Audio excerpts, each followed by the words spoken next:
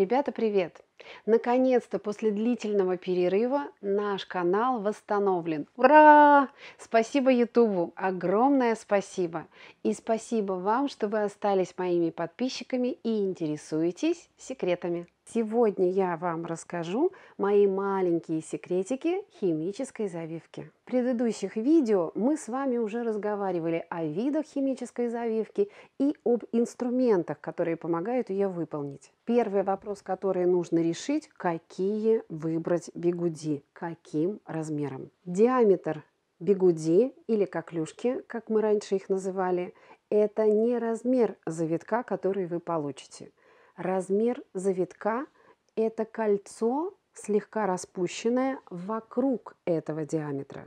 Вы можете взять несколько размеров и показать клиентке, какой будет размер завитка локона. И она вам сама подскажет, нужен ей крутой локон, тогда мелкие бигуди, или нужен более крупный, тогда большой диаметр. Химические составы Schwarzkopf Professional бывают 0, 1 и 2. То есть для разных волос. Для трудно завиваемых, для нормальных волос и окрашенных или слегка поврежденных. Именно по этим показателям мы выбираем состав. Если волосы окрашенные и пористые, вы выбрали состав номер 2, но в результате диагностики в разговоре с клиентом вы узнаете, что волосы очень трудно завиваются, плохо держат завивку, например, на плойку, значит, они и химическую завивку будут держать хуже.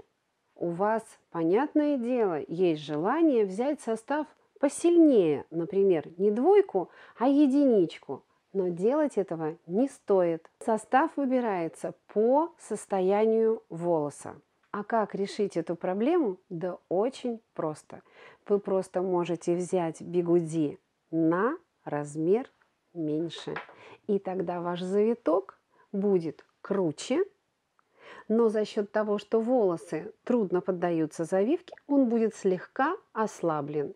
И вы получите как раз тот нужный диаметр завитка, но на меньшем размере бигуди. Перед накруткой бигуди волосы клиента нужно вымыть и желательно шампунем глубокой очистки, чтобы очистить от всех загрязнений, в том числе и от стайлинга. Если волосы повреждены или окрашены, обязательно нанести защитный спрей. Он увлажняет и готовит волосы к химическому воздействию. Размер выбранной пряди волос – это длина бигуди и ширина бигуди. Бигуди, накрученные горизонтально, дают максимальный подъем от корня, то есть объем. Бигуди, расположенные вертикально, дают минимальный объем и спускаются локоном. Для того, чтобы не было ровных заломанных проборов от корня, я все пряди для накрутки выделяю зигзагом. Для того, чтобы подкрутить кончик ровно-ровно, и он не был заломом на бигуди, я прокладываю его бумажкой. И с бумажкой он очень хорошо закручивается.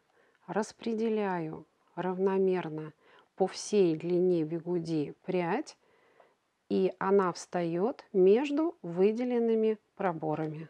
Если в процессе накручивания бигуди у вас какой-то хвостик волос выбивается, и вам надо его подвернуть под бигуди, вы можете расческой хвостиком прокрутить не туго накрученную прядь, и все, и хвостик там, и все ровненько.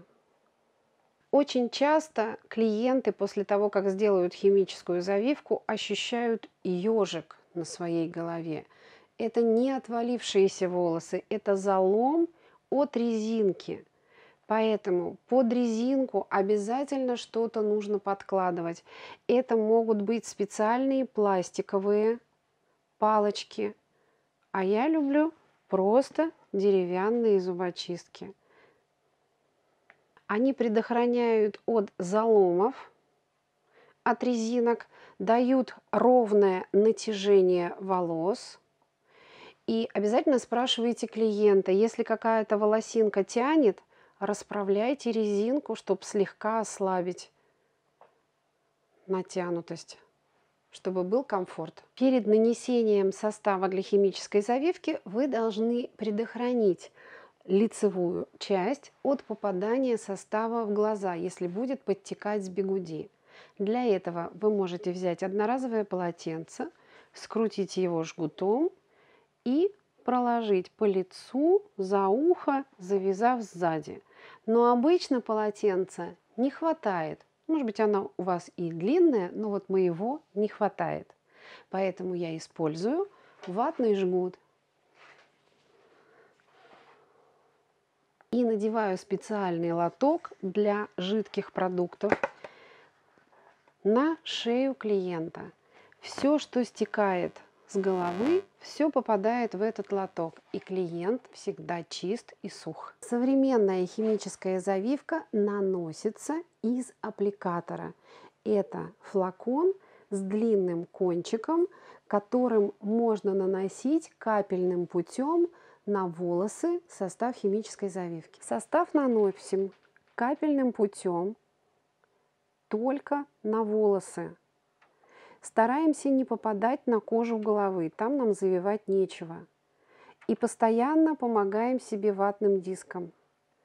Вот так капельным путем нужно пройти 3-4 раза, и волосы постепенно пропитаются составом. Состав будет капать и подтекать между бигуди и слегка у лица, поэтому ватный диск дайте обязательно в руки к своему клиенту, чтобы он тоже мог немножечко промокать эту жидкость. Когда вы наносите состав или нейтрализатор, вы обязательно должны быть в перчатках. Ни в коем случае нельзя превышать время выдержки.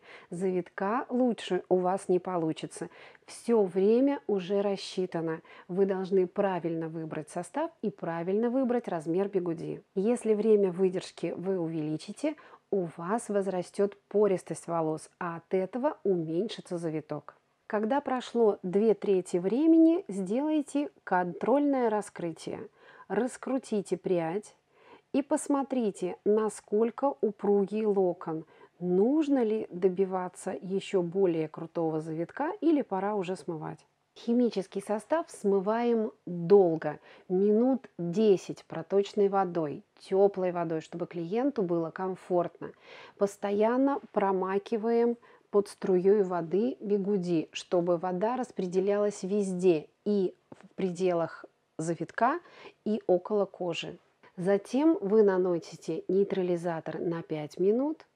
После этого времени выдержки раскручиваете бигуди очень аккуратно, не вытягивая пряди, и наносите еще раз нейтрализатор. Это все происходит в вашей мойке, и время выдержки нейтрализации получается 10 минут. Нейтрализатор вы можете наносить из аппликатора, если у вас индивидуальная упаковка, или сохраните его для следующих работ.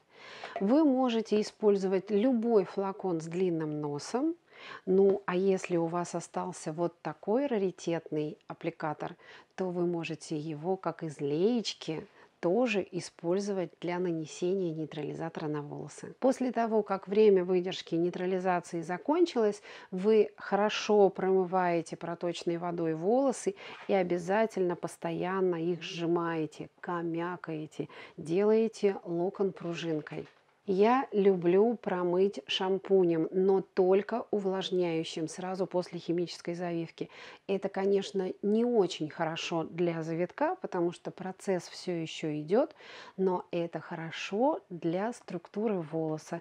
Волос разглаживается, увлажняется и становится более легким. Обязательно наносите после химической завивки увлажняющий кондиционер-спрей и обязательно рекомендуйте клиенту иметь его дома. В день химической завивки я всегда делаю стрижку, даже если нужно отрезать хотя бы полсантиметра.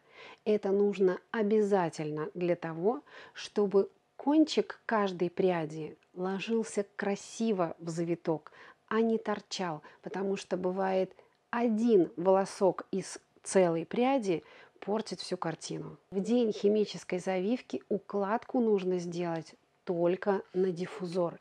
Нельзя выпрямлять волосы, обычной укладкой. Тогда завиток очень быстро распрямится и останется только излишняя пористость волос. Современная химическая завивка – это красиво и безопасно. Она влияет на структуру волоса не больше, чем обычное окрашивание. Химическая завивка – это не так уж и сложно, когда знаешь маленькие секреты.